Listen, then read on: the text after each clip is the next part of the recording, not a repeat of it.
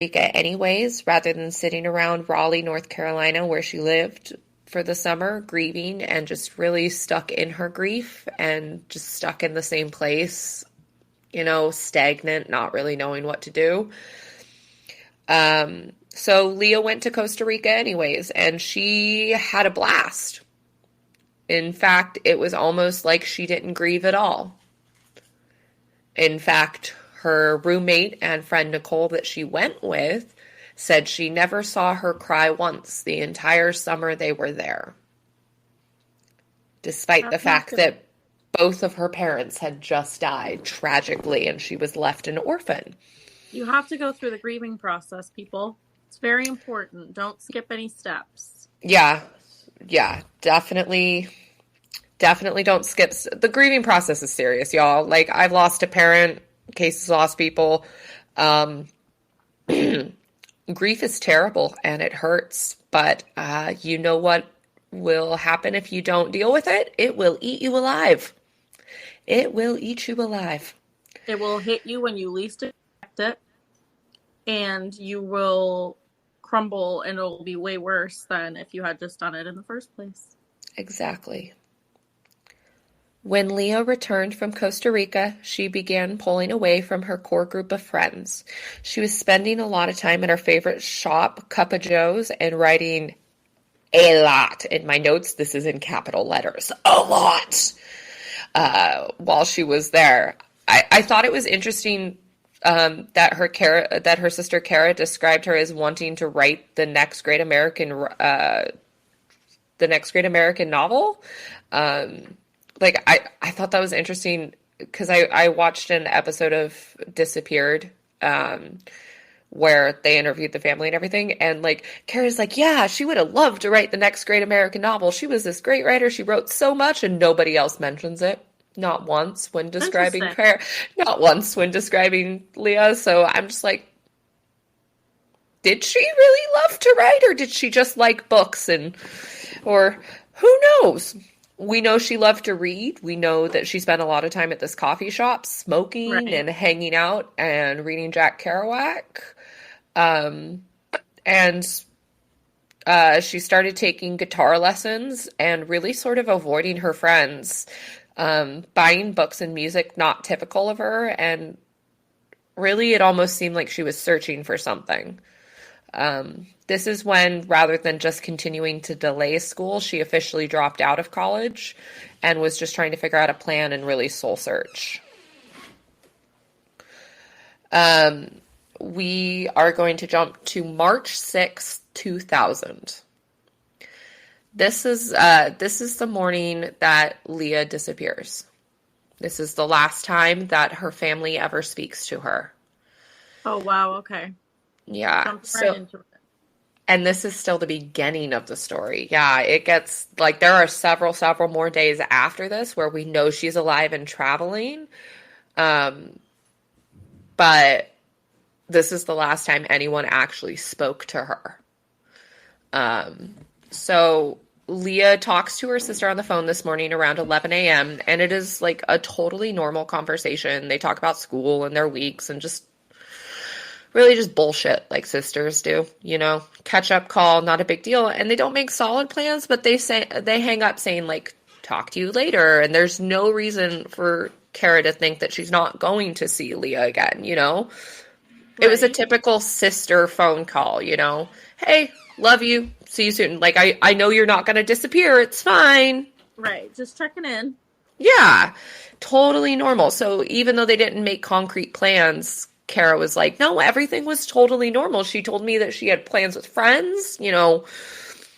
She said that everything was fine. Nothing seemed amiss. She didn't seem upset. She didn't seem standoffish or weird at all. No, she said everything was perfectly normal. So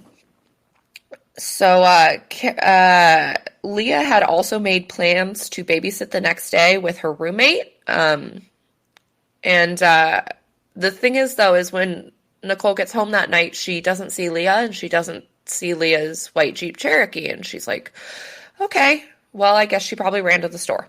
No big deal. Except Leah never comes home that night. and doesn't show up for babysitting the next day. And Nicole, for some reason, doesn't think this is strange. Like, not like overly strange, I guess I should say. She thinks it's a little weird, but mostly just thinks that Leah forgot.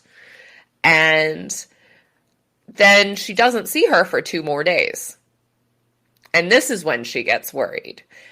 Okay. If I didn't see my roommate or my roommate's vehicle or any evidence that that I had even, like, she sees no evidence that she had even missed Leah, like, in passing. Like, they were just not, they were both home, but, like, not at the same time, maybe, you know?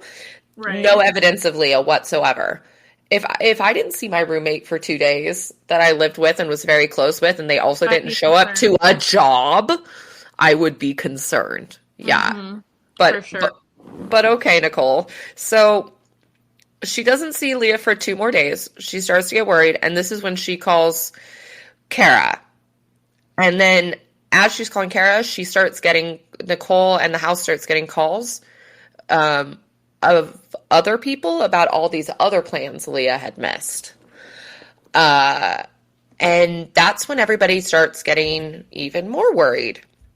And so Kara and Nicole start really freaking out, and this is around noon on Sunday. And so they start calling literally everyone that Leah knows, trying to find her, but that was utterly fruitless.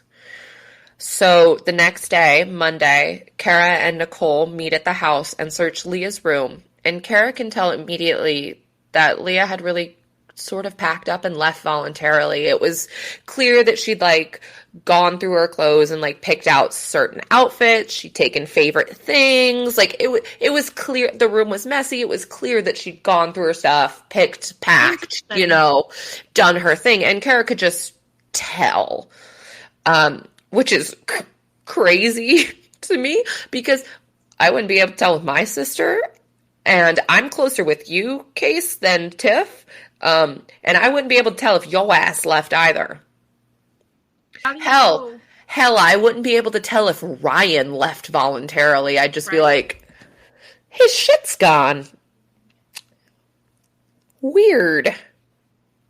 Yeah, I'm not going to be like, oh, he took his red shirt. That's his favorite. Clearly, he left voluntarily. What? That doesn't. But okay. So, Kara reports Leah and her white Jeep Cherokee missing on Monday, March 13th. They tell the police that they are worried about her mental state. The next day, Kara goes back to the house to see if she had missed anything in Leah's room. This is when she finds this weird, cryptic note that Leah had apparently left for her roommate Nicole with the grin of a Cheshire cat drawn on the outside of it. And I'll see if I can find a picture of the note. If not, I will draw up a really bad Cheshire cat grin and show you guys exactly what it looked like, because they show it in the episode of Disappeared. It's literally just like a really badly drawn cat grin with big teeth, no eyes, nothing else. And Kara's like, oh, Alice in Wonderland, Oh, Cheshire cat. Yeah, that's so really weird. strange. But I guess it meant something to Kara, and who are we to judge? But super weird that she doesn't address the note, she doesn't write anything on the outside of it, and it's sort of tucked away on her dresser, so they didn't find it initially the first time that they looked. And so they open the note, and the note tells Nicole that the money that they find also in this envelope, because there's a big old fat stack of money in here, the note says that this money is to cover Leah's portion of the bills while she is gone for a month. So Leah was apparently planning on being gone for a month and coming back. The note also explains that she, quote, isn't suicidal, far from it, remember Jack Kerouac, unquote. She references the book on the, yeah. Yeah. And then she Oh, that's references one of weird. Jack Kerouac. Yeah, she references Jack Kerouac's book On the Road next. Um, and that's like his most famous novel. And it's all about, on the road again. Kara recognizes this as an author that Leah had mentioned to her before, and Kara gets a little less worried, but I don't really know why she got less worried, because honestly, finding this note would make me more worried. Oh, for sure. I'd be freaking out. Like, where is she going for a month that I don't know about? Oh, it's not that I'm worried about. My sister does stupid shit like that all the time. I'm lucky if she answers the phone and I hear from her, and usually it's her nurse texting me back, not her. But I'm more concerned about the contents of the note and like the weird grin, the weird language that she's using, Yeah, the no, very vague sentences, the I'm not suicidal, far from it. Remember Jack Kerouac? so weird. That would make me even more concerned, and especially when they're already telling the police on the very first day that they're reporting her missing, hey, her parents just died, she just dropped out of school, she made all these big life changes, all this stuff's happening, she's going through a lot right now, we're very worried about her mental state. And then to find this note and just go, oh, I'm less worried now? No, I'm more worried, Oh, okay? yeah, for I'm sure. more worried. Absolutely. But Kara at least does what my psycho big sister self would do and has done, and uses her power of attorney to check Leah's bank statements like the smart girl she is. This is where because when Leah had traveled to do her semesters abroad, she had given Kara power of attorney so that she could run her finances and everything for her and pay all her bills while she was overseas. That makes sense. Yeah, and so Kara still had this power of attorney and everything, and so she uses that to log into Leah's bank account and see that Leah has made a transaction that very morning and that she's clearly heading west on I-40. And she also sees that Leah had left the same day they had talked, March 6th.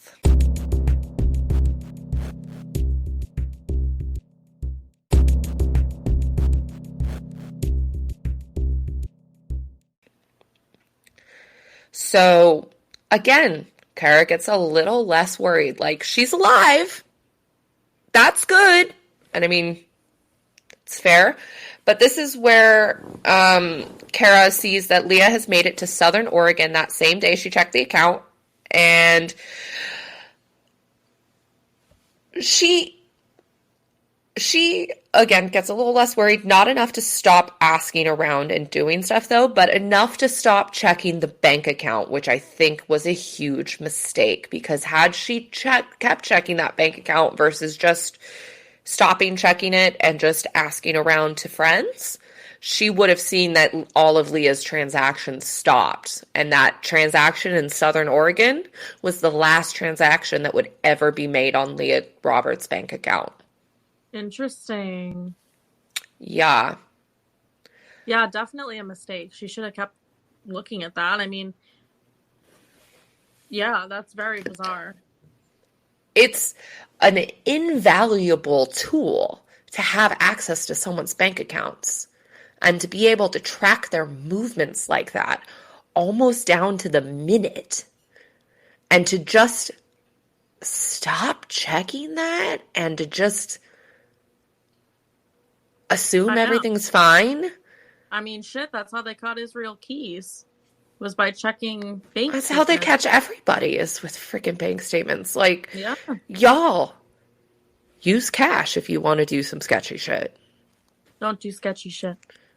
Do sketchy shit. I mean, I know I told you to rob a bank, but don't rob a bank. We're the angel and the devil on your guys' shoulders. Yeah.